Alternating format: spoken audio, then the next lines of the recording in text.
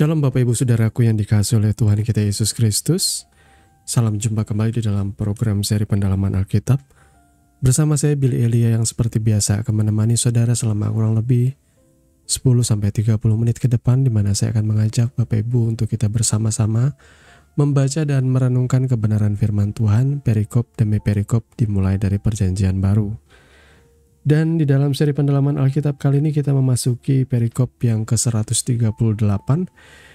Melanjutkan dari pembahasan sebelumnya, kali ini terambil dari Markus 1 ayat 21 sampai dengan ayat yang ke-28. Dan seperti biasa, apabila Bapak Ibu Saudara sudah mempersiapkan Alkitabnya masing-masing, saya mau mengajak kita untuk membaca nas firman Tuhan ini bersama-sama. Markus 1 ayat 21 sampai dengan ayat yang ke-28 dengan judul perikop Yesus dalam rumah ibadat di Kapernaum. Mereka tiba di Kapernaum setelah hari Sabat mulai. Yesus segera masuk ke dalam rumah ibadat dan mengajar. Mereka takjub mendengar pengajarannya, sebab ia mengajar mereka sebagai orang yang berkuasa, tidak seperti ahli-ahli Taurat. Pada waktu itu, di dalam rumah ibadat itu ada seorang yang kerasukan roh jahat. Orang itu berteriak, "Apa urusanmu dengan kami, hai Yesus orang Nazaret? Engkau datang hendak membinasakan kami. Aku tahu siapa engkau, yang kudus dari Allah." Tetapi Yesus menghardiknya, katanya, "Diam, keluarlah daripadanya." Roh jahat itu menggoncang-goncang orang itu dan sambil menjerit dengan suara nyaring, ia keluar daripadanya. Mereka semua takjub, sehingga mereka memperbincangkannya, katanya, "Apa ini? Suatu ajaran baru.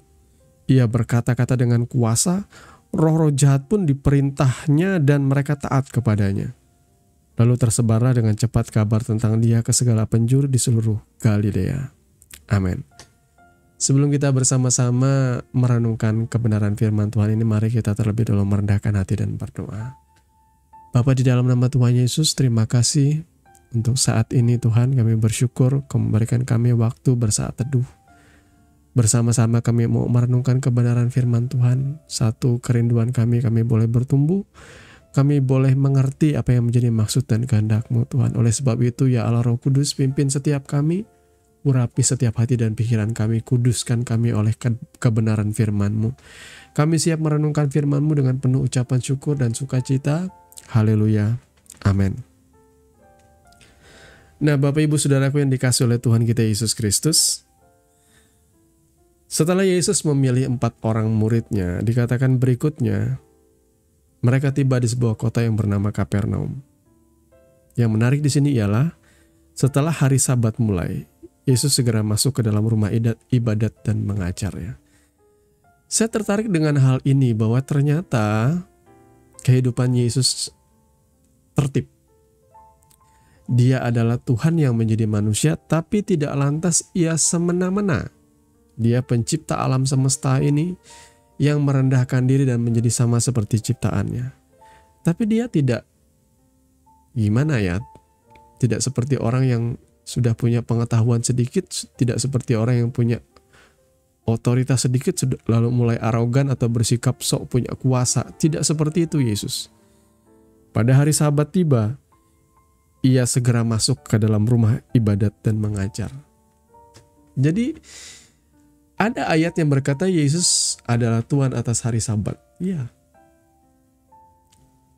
Ia adalah Tuhan atas hari Sabat. Sebenarnya hari Sabat itu tidak bisa membatasi gerak langkah dari Yesus dan pelayanannya. Tapi di sini kita melihat juga bagaimana Yesus pun menghormati hari Sabat. Dengan cara ia masuk ke rumah ibadat dan mengajar. Dan tidak hanya sampai di situ, saudaraku, ia mengajar tidak seperti ahli-ahli Taurat. Ia mengajar membuat orang-orang takjub, membuat para pendengarnya terkagum-kagum. Karena ia mengajar dengan penuh kuasa. Saudaraku, ini perlu kita garis bawahi ya. Karena saya mau menanamkan hal ini kepada setiap kita, wahai pengajar-pengajar firman Tuhan, bahwa sesungguhnya saudara bisa mengajar sama seperti Yesus mengajar, yang penuh dengan kuasa. Bagaimana caranya? Mari saudara mengajar jujur dengan kebenaran firman Tuhan apa adanya. Kalau engkau dipercayakan untuk menyampaikan firman, tidak ada salahnya saudara meluangkan waktu berdoa, bersaat teduh, dan meminta Tuhan yang berbicara, menyatakan isi hatinya. Bukan agenda kita semata, tapi Tuhan, apa yang harus kusampaikan kepada jemaat. Biasakan punya kerendahan hati bertanya seperti itu. Sebuah PR bagi gereja Tuhan, khususnya gereja-gereja tradisional yang terkadang khotbahnya itu masih sangat amat kaku ya.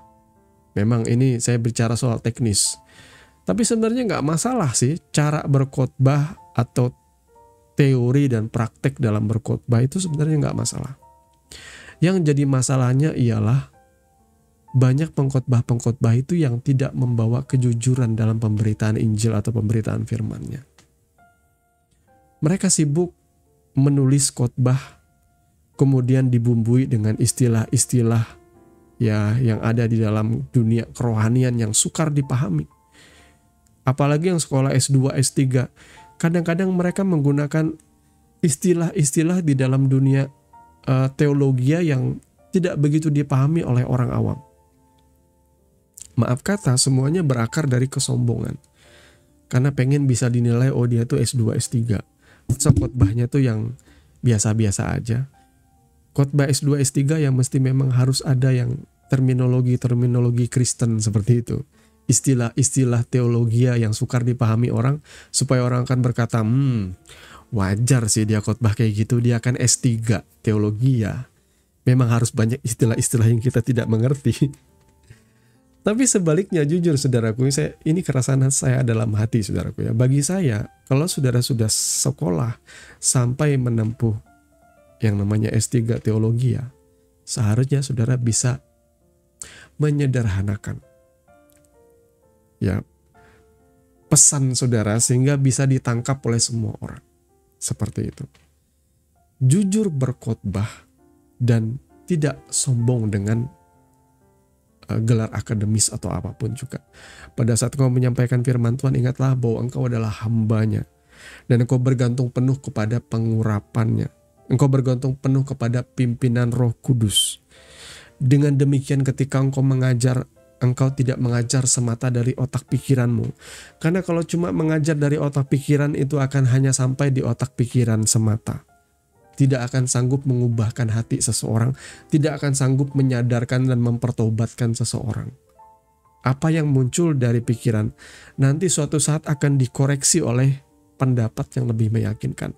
Tetapi perkataan yang berkuasa seperti Yesus, ini haruslah otoritas dari tempat yang maha tinggi, saudaraku. Jangan bilang, oh karena dia Yesus. Ya iya, tetapi Yesus kan role model kita. Saya percaya Yesus pun membuat rasul-rasul berkhotbah seperti Rasul Petrus, seorang penakut ini. Dia berkhotbah di hadapan ribuan orang dan pada hari itu ada 3.000 orang menerima Yesus dan lahir baru, bertobat dan menerima Yesus. Saudara lihat di sini, dia punya kuasa seperti Yesus. Di dalam pemberitaan firman-Nya, dia menyampaikannya dengan penuh kuasa. Beda dengan orang-orang Farisi, ahli-ahli Taurat. Ahli-ahli Taurat adalah orang yang bisa dikatakan cendekiawan rohani.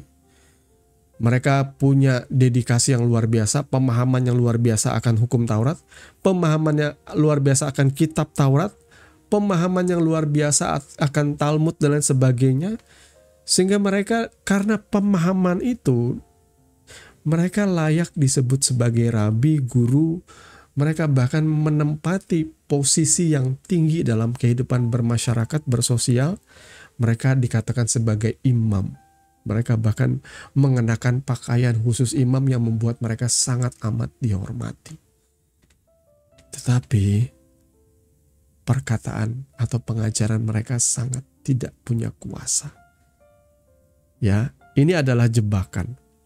Kalau saudara bangga dengan pencapaianmu di dalam kehidupan rohani, kalau saudara bangga dengan jabatanmu, jabatan gerejawi, kalau saudara bangga dengan jabatanmu di sinode, kalau saudara bangga dengan gelarmu, dengan pencapaian secara akademismu, saya mau pastikan Tuhan mungkin tidak akan terlalu tertarik untuk memakai saudara. Karena sekali lagi, maaf Bapak Ibu Saudara ya, ini kita kembali kepada khotbah sebelumnya. Siapa yang dipilih oleh Yesus? 4 orang pencari ikan, nelayan, yang tidak begitu paham soal seluk-beluk kebenaran firman, soal hukum Taurat, kitab Taurat, Talmud, dan sebagainya. Mereka nggak ngerti. Tapi Tuhan pilih yang bodoh untuk mempermalukan yang merasa dirinya pintar. Jadi Bapak Ibu Saudara, apapun pencapaianmu secara akademis, gelarmu di dalam kependetaan atau lain sebagainya, jangan sombong. Bergantung penuhlah kepada Roh Kudus. Berdoalah supaya Tuhan memperlengkapi engkau dengan kuasa dari tempat yang maha tinggi. Tidak sampai di situ saudaraku. Selesai Yesus atau mungkin sedang ia berkhotbah, pada waktu itu dalam rumah ibadat itu ada seorang yang kerasukan roh jahat. Orang itu berteriak. Kalau kita membaca firman ini, kita harus meyakini bahwa yang namanya roh jahat itu ada. Dan bukan cuma sekali ya, dalam pelayanan Yesus itu syarat sekali diceritakan ada orang yang kerasukan roh jahat, kerasukan setan, kerasukan iblis.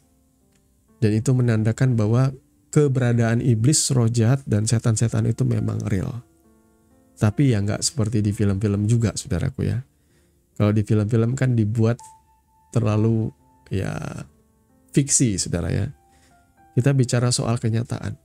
Cara kerja iblis hari-hari ini ialah ia membawa saudara menuju ke dalam pencobaan, menawarkan saudara keinginan-keinginanmu, rangsangan-rangsangan kuat untuk supaya engkau jatuh dalam dosa.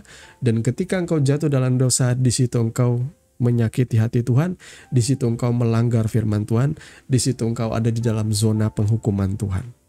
Jadi iblis itu cara kerjanya kayak gitu. Enggak seperti di film-film seakan-akan dia punya kuasa. Memang dia punya kuasa, tetapi kuasanya sangat terbatas.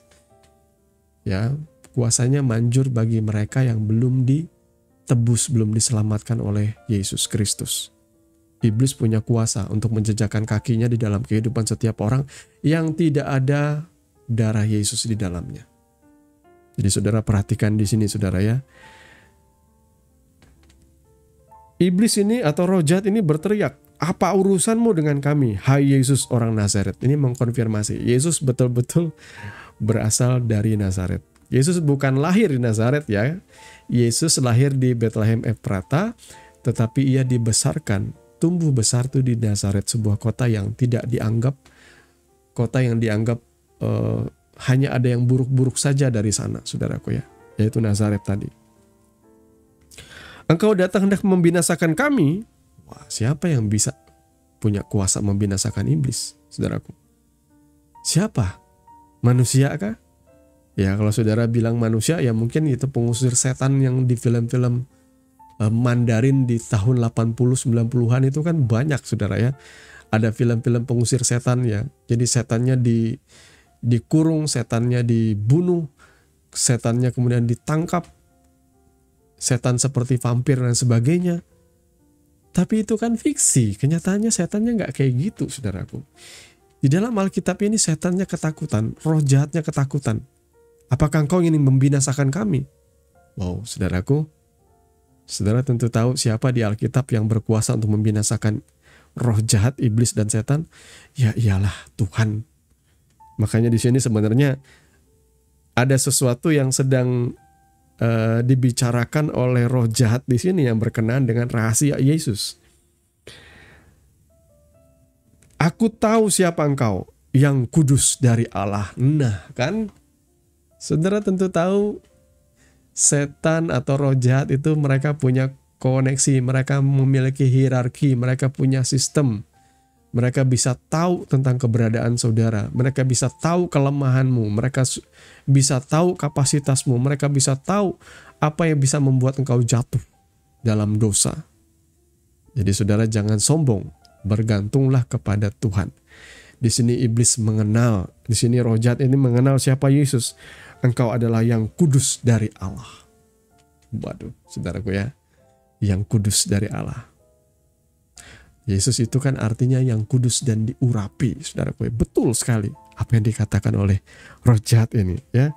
Lalu Yesus menghardik roh jahat ini katanya, diam, keluarlah daripadanya. Yesus tidak mengizinkan iblis itu terlalu banyak bicara dan membongkar siapa dia. Karena Yesus sebenarnya pengen merahasiakan keberadaan dirinya. Terus terang ya, Yesus ini selalu pengen merahasiakan keberadaan dirinya di hadapan orang banyak. Dia hanya menyatakan dirinya kepada yang terdekat saja. Kepada yang dekat dengan dia menyatakan kemuliaan. Saudara lihat ya, siapa yang paling dekat dengan Yesus pada akhirnya? Petrus, Yohanes, dan Yakobus ya.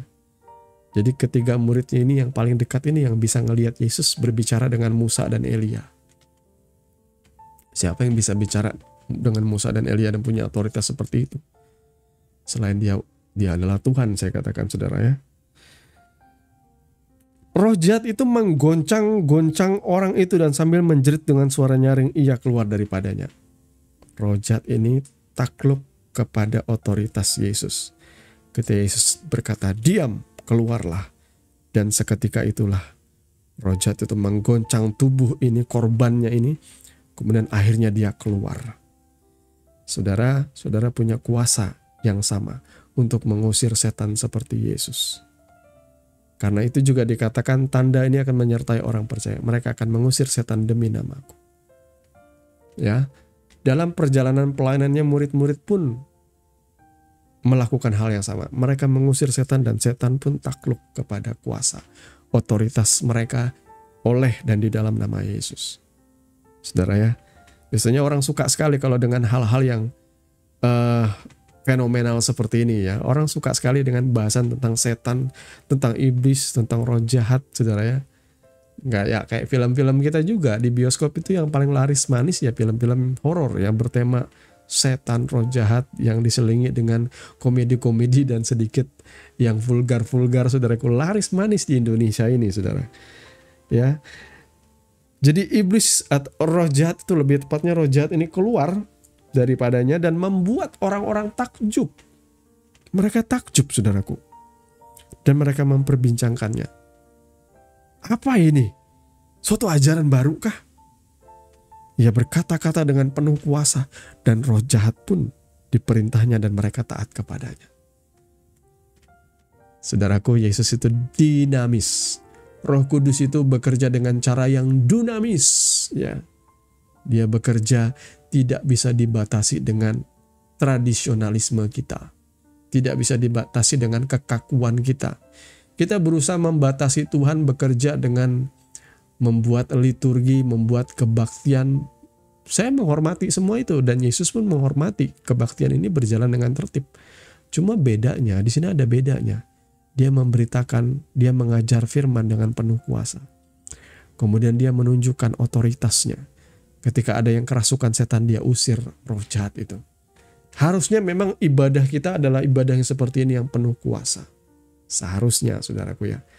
Tapi kalaupun ibadah kita penuh kuasa, jangan dibuat-buat. Jangan mencari exposure. Kebanyakan hamba-hamba Tuhan setelah dipakai Tuhan mulai melabeli dirinya hamba atau pester kesembuhan. Ya, akhirnya membuat sebuah panggung yang, saya tidak ingin menghakimi, tetapi syarat di dalamnya justru memuja pendeta ini, bukan Tuhannya. Mereka seperti membuat sebuah acara dan berkata, Tuhan, ini kami buat acara nih, hadir dong di sini. Tapi yang dapat exposure pendetanya. Makanya saya jarang melihat, terus terang saya jarang melihat di KKR orang-orang disembuhkan. Ya silahkan berkata disembuhkan, tapi tolong setelah itu, kalau mau fair, setelah itu yang bilang sakit itu harus ada bukti sebelum dia sakit dan bukti setelah pemeriksaan dia sakit. Karena ada begitu banyak orang hanya terkena sugesti, tapi setelah dicek ya masih ada sakit penyakitnya. Itu berarti kebohongan itu. Karunia mendoakannya, kita harus skeptis dengan hal-hal yang kayak gini. Karena Alkitab sendiri berkata bahwa kesembuhan daripada Tuhan itu divine. Sifatnya ilahi. Kemudian instan. Saat itu juga sembuh. Ya, bukan sesuatu yang bertahap demi bertahap, saudaraku ya. Dan yang ketiga itu permanen. Gak ada yang sembuh kemudian satu minggu kemudian sakit lagi. Berarti itu ya sugesti semata, saudaraku. Ya, saya tidak anti dengan yang namanya karunia kesembuhan. Karena saya pernah melihat yang sejati. Tapi kalau akhirnya ya inilah kecenderungan manusia ini ya. Setelah dipakai oleh Tuhan lalu mulai melabeli dirinya sebagai pester kesembuhan. Ya ujung-ujungnya jatuh dalam dosa juga saudara. Kalau enggak ya tenggelam. Ya. Semua kita dipakai oleh Tuhan. Jangan melabeli saudara adalah pester kesembuhan dong. Semua murid itu punya kuasa.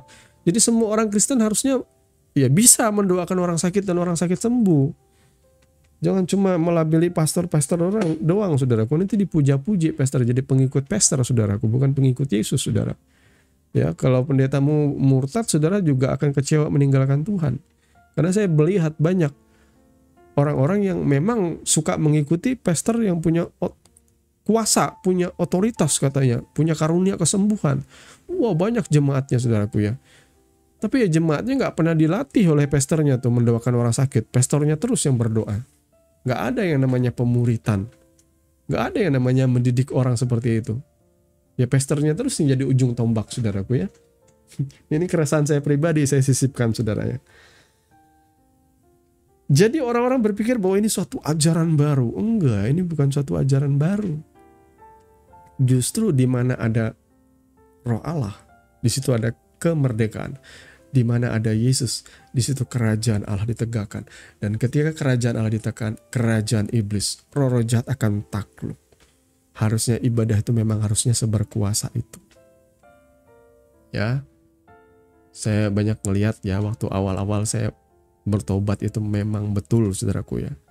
Dalam pelayanan itu saya banyak melihat orang-orang mulai kerasukan setan itu mulai bermanifestasi. Mulai menunjukkan kesurupan dan ketika mereka dilayani, diusir roh jahatnya, betul takluk saudaraku ya. Jadi ini bukan sesuatu ibadah yang ya seperti kita yang cuma sekedar mengikuti liturgi yang tenang. Saya tidak bisa membatasi sih, saya menghormati juga tradisionalisme seperti itu. Tapi kita juga jangan membatasi kuasa Tuhan. Kalau memang Tuhan bekerja dengan cara yang seperti itu, izinkanlah karena Dia adalah Roh Kudus, Ia dinamis bekerjanya.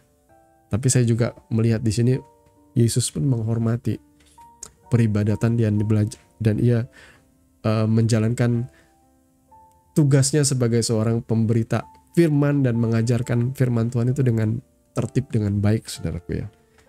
Kemudian yang berikut, tersebarlah kemudian ya, lalu tersebarlah dengan cepat kabar tentang dia ke segala penjuru di seluruh Galilea. Jadi Bapak Ibu Saudara yang dikasihi oleh Tuhan kita Yesus Kristus, tidak heran sih ya, Yesus jadi viral ya, karena apa yang ia lakukan. Semua orang membicarakan dia. Seandainya ada smartphone di masa itu, ya semua orang pasti akan membuat story dan postingan tentang dia saudaraku ya. Cuma masalahnya waktu itu belum ada, jadi orang memberitakan itu dari mulut ke mulut tersebar. Saya bisa bayangkan dari mulut satu ke mulut yang lain itu pasti akan bertambah-tambah ceritanya saudaraku ya. Bahkan yang kemudian mendengar itu akan mendapatkan kisah yang terlalu berlebihan ya. Tapi apapun itu memang itu kebenarannya. Yesus mengajar dengan penuh kuasa dan ia membawa kuasanya yang bisa menaklukkan setiap roh jahat. Jadi Bapak Ibu Saudara yang dikasihi oleh Tuhan kita Yesus Kristus, kiranya Tuhan memberkati kebenaran firman Tuhan yang sudah kita renungkan bersama-sama. Mari kita tundukkan kepala dan berdoa. Bapa di dalam nama Tuhan Yesus, terima kasih Engkau sudah mengajar kami. Kami percaya Tuhan mengajarkan kami dengan penuh sukacita dan damai sejahtera. Engkau melimpahkan kami hikmat dan pengertian dan kekayaan ilahi sehingga kami boleh membedakan mana yang berasal daripada Tuhan dan yang bukan. Supaya kami dimerdekakan di dalam tubuh, jiwa, dan roh kami Tuhan, disegarkan seperti seekor rusa yang haus kemudian minum dari air-Mu Tuhan. Kami percaya jiwa kami disegarkan, dilegakan ketika kami mendengarkan pengajaran firman-Mu. Terima kasih Bapa, kami mengucap syukur di dalam nama Tuhan Yesus kami berdoa. Haleluya. Amin. Bapak Ibu Saudara yang dikasihi oleh Tuhan kita Yesus Kristus, sampai di sini pembahasan kita di dalam program seri pendalaman Alkitab. Terima kasih bagi saudara yang sudah tetap setia mengikuti channel ini dan mendukung kita dalam doa. Besar harapan kami saudara tetap memiliki rasa haus dan lapar akan kebenaran dan bertumbuh selalu. Akhirnya saya Billy Elia pamit, sampai bertemu lagi dalam program seri pendalaman Alkitab yang berikutnya. Kiranya kasih anugerah oleh Tuhan kita Yesus Kristus melimpah dalam kehidupan saudara senantiasa. Shalom.